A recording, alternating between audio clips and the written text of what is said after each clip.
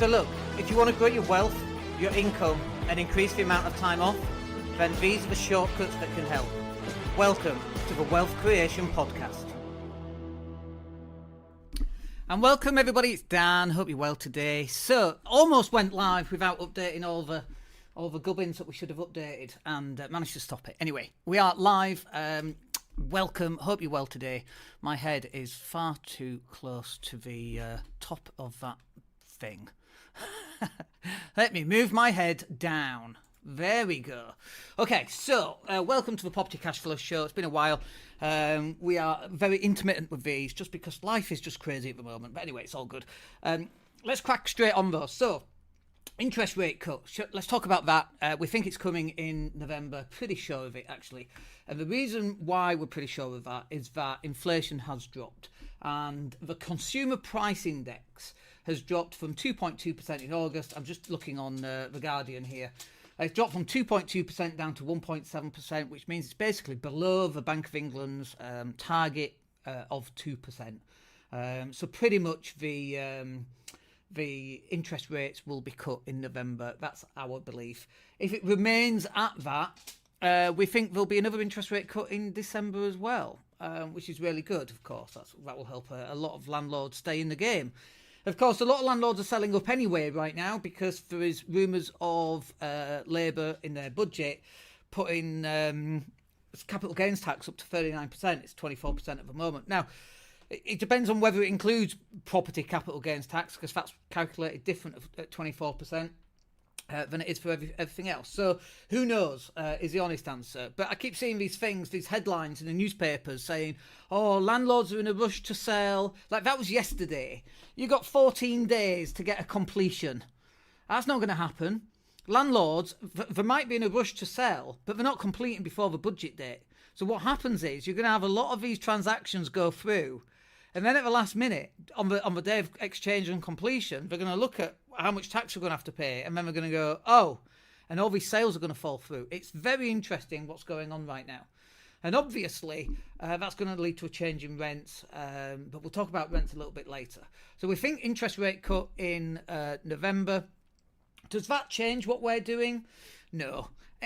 We're selling a lot of our property up because we're done with property. And I just want to clarify here, I still believe property as an investment is a great property. It's just not where we are right now.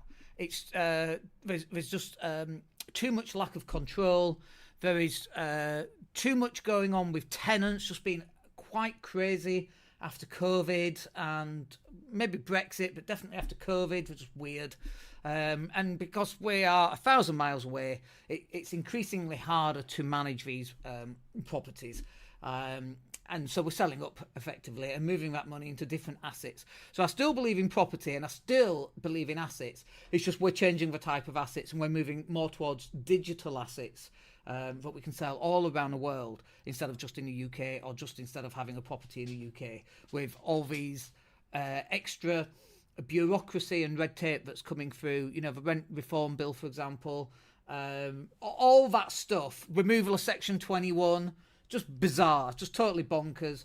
And we kind of feel like landlords, as usual, I've been in this game for 26 years, but landlords, as usual, are getting screwed by the government and they're getting blamed for everything. Rents go up because of Section 24 taxation. It has to be greedy landlords, even though landlords are losing money on their portfolios right now because of interest rates and Section 21 tax rises. Anyway, it's just bonkers. And I want to remain in control of what's going on. And before, I had more control, and now I have less control, and I have even less control because I'm 1,000 miles away. So we are still selling up. And there's been a whole rush of properties coming onto the market, which we are going to talk about shortly. But having said all of that, I still think property investment is a really good way for you to generate long-term wealth. As long as you are paying down your debt, as long as you're looking after your tenants, as long as you reference your tenants to make sure that you've got the best tenants that you absolutely can, and long-term tenants and tenants that aren't going to screw the place over. We are very, very strict on our tenant criteria as to who can come into our properties and who can't. Very strict. We insist on guarantors pretty much for everybody under 30, for example. So if you're a 26-year-old and you haven't got a guarantor, it's really not going to work for us. If you're a couple and this is your first place together, you're probably not going to get in one of our units, because we know most couples who move in together split up in the first 3 months anyway, because suddenly this idea of living together is wonderful, and then the reality is quite the opposite, and so it usually breaks down. If you're a single guy in January, turns up with his 2 bags, you're probably not going to get into one of our properties. And I mean a single guy who's just been separated from his wife, because they usually get back together. We have really strict criteria. If you're a copper or a solicitor, sorry guys, you ain't getting in ours. Have you ever upset a copper? Nah, it's not happening. And solicitors think they know it all, even though they are the most stupid people on the planet, totally incompetent. I don't think I've met a competent solicitor yet, and we've met a lot. Like, just transactions, just the inability to do their jobs. It's just bizarre, right? If you work for Leeds City Council, guess what? You ain't getting in. So, having said all that, finding really good quality tenants, that's what you want to be doing. And if you can do that and you manage your properties and you're close enough as well, it's really challenging for us being so far away. And you can explain to people time and time again, the cleaners and the handymen, you're my eyes. If you see something, please let me know. They never tell us anything. And then, there's a drip. It's been going on for months. And the tenants don't tell us, and the handymen don't tell us, and the cleaners don't tell us. And it's like, well, we're 1,000 miles away. That's your job. You're supposed to tell. They never do. So that's why we're kind of out. But I still think that property is a really good way of doing it. And we might just change over to commercial property anyway. Or we might just do more title splits, quite frankly. But even title splitting for me has a problem. I love the idea of title splits. What I don't like is the process of selling properties, because again, we've talked about solicitors being fairly useless. And I'll give you an example, right? I bought a house 20 years ago. We're just selling it right now, and there's at the back bedroom there's a dormer. You know, a dormer, it's like a bit of an extension to make it like bigger. And they come to me and go, "Oh yeah, have you got the planning for the dormer that you built?" I'm like, I didn't build any dormer. Yeah. There's a dormer on the back. I'm like, yeah, it was there when I bought it. No. We think you've built that.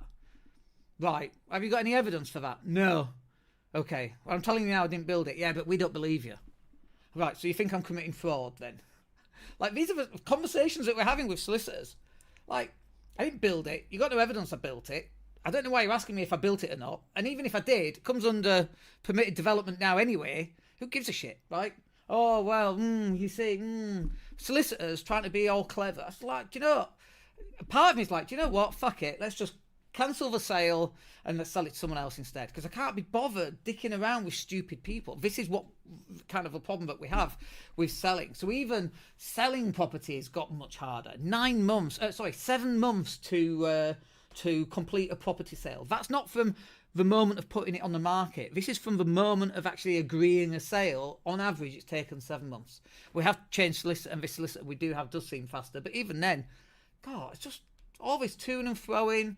And then somebody's lying, right? Somebody is lying. I get a response from the estate agent saying, the buyer solicitors have said your solicitors haven't responded. So I copy that, I send it to my solicitor. What's going on? You've not responded. And they send me a message saying, we sent them the responses 7 days ago and they haven't replied. It's like, well, who's lying? Which one of you solicitors, one of you is lying, right? One of you is trying to cover your ass. Which one is it? And of course you never get to find out. So we just think all solicitors are not very good at the job, which is probably true. But property as a long-term investment, and I mean long-term, I mean, 10, 15, 20 years, I think that's got really good legs still. But a lot of people do it wrong. Okay, so talking about how to do it right, you should be buying property below market value. I think we've only bought one property at full asking price, and that was a mistake. We sold it at a loss. We completed last year, I think. We made a £30,000 loss, and we've owned it for 15 years. Like, we overpaid for it. And it was an emotional purchase. But you should be buying property below market value. Then you should be adding value, which might be splitting it, title splitting it, or it might be converting it up into a HMO, or it might just be adding an extension or ripping everything out and putting in new stuff to make it look really nice, to increase the value and so on.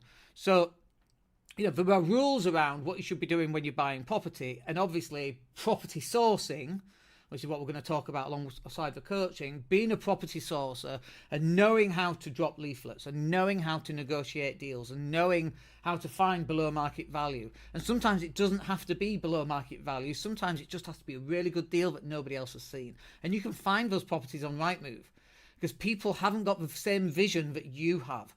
The number of properties that we've bought, and people are like, I bought one, it was on at 170 or 175, we paid 142 for it. We put an offer in at 140 and the estate agent literally said, I think you're taking the piss. And I said, well, put the offer in, and we completed at 142,500, and they couldn't sell it and they couldn't rent it. And we bought it 30 grand below market value, and then we rented it sight unseen. On the day of completion, we moved the cleaners in, we put the furniture in the day after, and the tenants moved in the day after that. And I messaged the sellers, and they're like, yeah, no, we've rented it now. I'm like, how have you rented it? We've tried for 6 months, couldn't rent it. It's like, because, well, you used an estate agent in Leeds City Centre who's not very good, first of all. Like, this stuff happens. Have some faith in yourself and put some trust in your own ability to get the job done, right?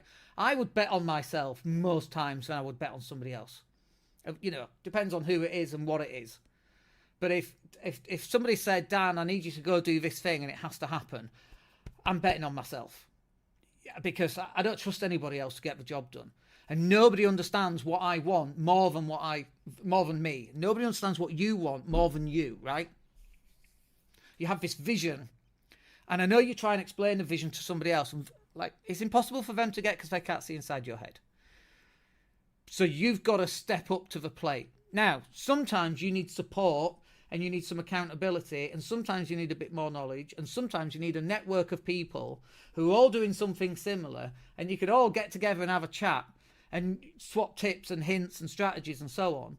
And then you can go out whitewater rafting together or come over to Spain and have some cocktails on the beach and get to know each other.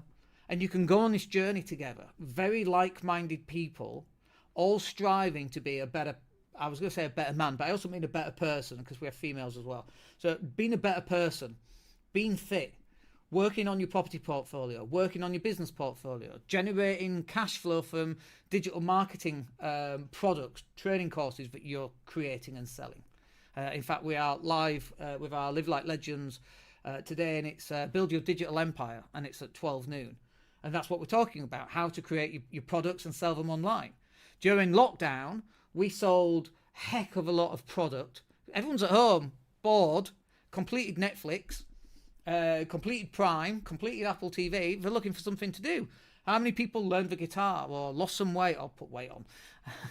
You're going to be a chunk, a hunk. What is it? You're going to be a chunk, a hunk, or a drunk during lockdown.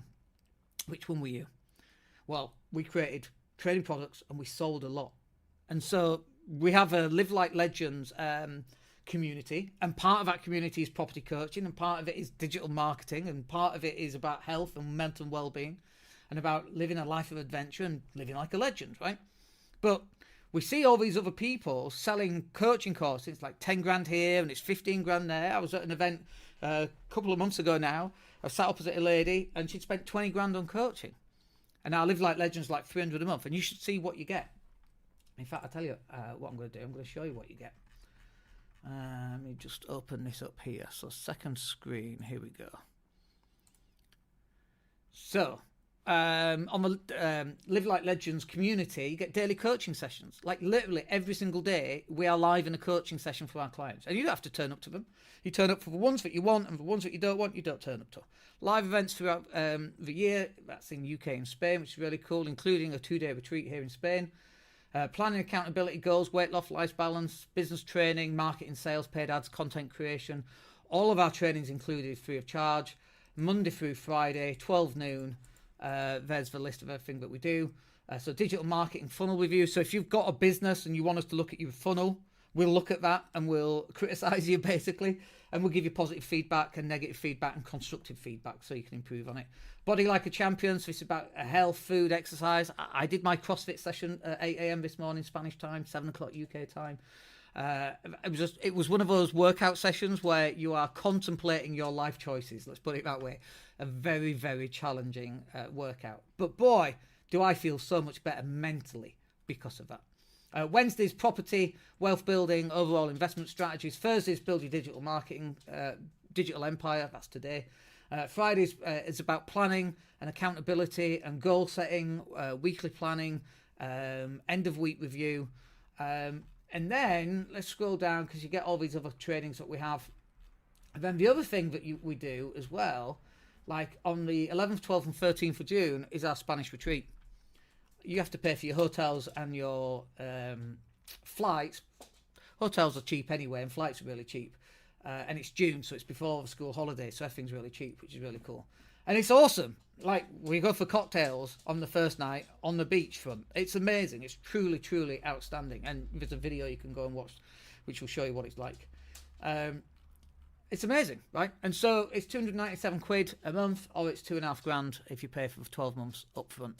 And that's literally what we do. It's Live Like Legends property coaching. So if you're looking for something with a community, because this is the key, right? It's not the knowledge. Like, I was thinking about this just yesterday and about the value of knowledge, which used to be up here because access to knowledge used to be limited. You'd buy it in books, or you'd buy tapes. Do you remember tapes? And you'd buy them, mail order, and you put them in your cassette in your car. You'd drive around for your next sales call. Oh, my days at Dell, 20 odd years ago. But that's what we used to do, and now we've got access to information everywhere. And it's not information that is the difference between success and failure anymore. Part of it is. Mostly it's mindset. It's doing the things that you don't want to do, or even doing the things you do want to do, but you can't be bothered doing them, or you have these mental blocks. I had a mental block before coming live. I'm like, oh, really? Who's going to get value out of this? I have mental blocks, but you go do it anyway. That's part of what we do here. But building a community and a network where you get to meet fellow investors and people who want to strive to be the best, because we only have one life, and you're here for one life, and that's it. You're a long time dead. You're alive for a very short time, and then you're a long time dead. Probably. Nobody really knows. Nobody really knows. Nobody knows, right? Nobody knows what happens when we die. So I'm 52. I've got 30 years left. I want to live like a legend. I've got coffee and cheesecake at the beach bar in an hour and a half. This is what we want to do, right? You want to live like a legend. We've just got back from America in July. We're booking Centre Parks in France for next year. I'm going around Scotland on a car camping trip with my mate Dave, because we like to have one adventure. We've done yoga in Portugal. Neither of us do yoga. We've done finding a pyramid in Bosnia. Wasn't really a pyramid, it was just a big hill, but it was lots of fun, lots of very far out people there. We did Bali and Billionaire Bootcamp last year with Chris Howard. A truly amazing experience. We want to live like legends. We're dead in 30 years. I want to list down all the things I want to do, and then I want to earn enough money so I can actually go and do them. And not only do I want to earn enough money, I want to have the body that allows me to go mountain climbing or zip roping, or when you get out of a swimming pool, people look at you, and not because you're fat. That's what I want. And I imagine that's what everybody wants. We all want our kids to love us, and our dog, and our partners. And we want to be a shining beacon of an example for other people to go, I kept going because I saw you kept going. That's who we want. And that's what the Live Like Legends community is about. Anyway, let's talk about opportunities as property sources right now, because there are a ton of opportunities. There's so many landlord properties coming onto the market right now. It's ridiculous. And so you should be having your pick of the crop. In fact, I was talking to my mate Dave, who we did all that stuff, Bosnia and Portugal and so on. When we're going around Scotland car camping, for God's sake, which is really cool, which is really awesome, by the way. If you've never been car camping, do it. If like stealth camping, it just feels like you're doing something naughty, and it's so cool. Just sleeping in the back of your car, and it's all blacked out and no one can see inside, and then you wake up at 6 a.m. and then we were in something by the sea, not Wivensea, it's towards Whitby, and the dramatic sun-filled vista which we got pictures of at 6 a.m. in the morning as the sun's coming across the North Sea. I mean, truly amazing. Didn't cost us a penny. Amazing, right? And I've done it where I was car camping for 2 nights, and then the next night I was in a 4-star hotel in Paris. Like, if that's not living like a legend, I don't know what is. It was pretty awesome stuff. Anyway, lots of opportunities. But I was talking to my mate Dave, and he was saying that a lot of his properties that he was managing, the landlords have sold up. Because Section 24 has totally screwed them. Renters Reform Bill is about to screw them. Capital gains tax is about to screw them. So you've got all these properties now going back on the market. Interest rates totally screwed people. And then also, because your profit is even less, but you're still paying the same amount of tax because you can't offset it anyway. So you're in negative, like you're literally in negative cash flow. It's an impossible situation for landlords. So you've got all these landlords putting properties back on the market now, which means that you can go out. It's a bit like a jumble sale, but if you've got time and the energy and motivation to do it, you can go out and negotiate some very good deals. You can even negotiate deals through estate agents, which we don't really normally recommend through the property sourcing course, link down below, 27 quid. And you'll know how I feel about estate agents. We don't really like doing deals through estate agents. But right now, because there's so many properties coming on the market, like, it's a numbers game. If you have 100 landlords coming through the system and putting properties on the market, one of those landlords is desperate. Has to be. And I guarantee it's more than one. There might be negative equity, which means you need a creative solution, which could be a lease option for the next 3 years until prices come back up. But then the estate agent needs paying in some way. So you've got to speak to the estate agent about how you're going to structure that and how they are going to get paid. Because they're not going to put any offers in for a 3-year completion unless they're getting paid on exchange, through an exchange delayed completion, or on the signing of the lease option, they get their commission. Because really that's all they're interested in as the estate agents, right? So you need to learn how to do that. So lots and lots of opportunities if you can go and find them. And that's what the property sourcing is about. And then because all these properties are going on the marketplace right now through landlords, rents are going up. Like the number of tenants I've spoken to, like, why are you looking to rent? My landlord is selling up. Like nearly every tenant. They're all being evicted. Like, rents are going up, folks. There's absolutely no question. And when capital gains tax goes up, like, I think that's probably going to slow the sales because landlords are in an impossible position. Because now their tax bill is so high that the property doesn't make profit because of interest rates. And even though it doesn't make profit, they still have a massive tax bill, even though it doesn't make profit. What's going to happen to that landlord? They're going to have to put rents up. They've got no choice. We're going to see other people putting rents up because the properties that are going on the market are being sold, or they're just staying on the market and they're staying empty, and which means there's less properties for tenants. So property prices, rental-wise, are going to go up. There's no question about that. Which then, that kind of ties into there being lots of opportunities as well. Knowing that rents are going to be going up over the next few years, and they've already gone up over the last few years, rents can't go up forever. Of course they can. If they have done, that's what happens. That's an inflationary model that we exist in. And what people say, they go, yeah, but if you've got someone on minimum wage, they can only go so high, which is correct. But guess what happens to those slightly above minimum wage? They take the lowest properties. So where do the people on minimum wage go? They go live in tent city. They're homeless. They get put up by the council. Where's the council getting properties from? They don't have any properties. They have to go to landlords, and landlords are going, you can piss off not renting to councils.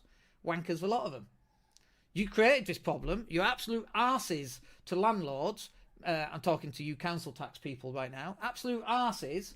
You treat us like utter shit. And yet, the council comes knocking on our door, desperately seeking help. You can piss off. We're not going to do it. That's why I like control, by the way. I don't like being, oh, well, you have to rent to people with pets. Have you ever rented someone with a dog? Oh, he's only a little dog. All right, how old is he? 6 weeks. Have you ever wondered why he's a little dog? It's because he's a puppy. What dog is it? A Japanese Akita. Like, big dog. But he's only little. It's because he's 6 weeks old, you dumbass.